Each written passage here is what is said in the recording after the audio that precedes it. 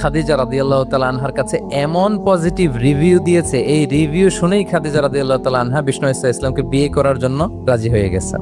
আলহামদুলিল্লাহ। আপনারা জানেন যে উনি নবুয়তের আগে পার্টনারশিপে বিজনেস করতেন খাদিজা রাদিয়াল্লাহু তাআলা আনহার সাথে, মানে খাদিজা রাদিয়াল্লাহু তাআলা আনহার ইনভেস্টমেন্ট আর উনি শ্রম দিতেন। তো উনি সিরিয়াতে গিয়েছেন পণ্য নিয়ে, মালামাল নিয়ে।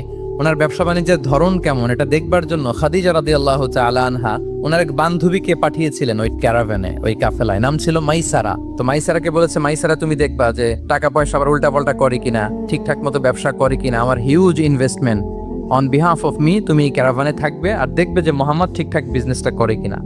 আল্লাহু আকবার। মাইসারা এই সফর শেষে এসে খাদিজা রাদিয়াল্লাহু তাআলা আনহার কাছে এমন পজিটিভ রিভিউ দিয়েছে, এই রিভিউ শুনেই খাদিজা রাদিয়াল্লাহু তাআলা আনহা বিষ্ণু ইসলামকে বিয়ে করার জন্য রাজি হয়ে গেছেন।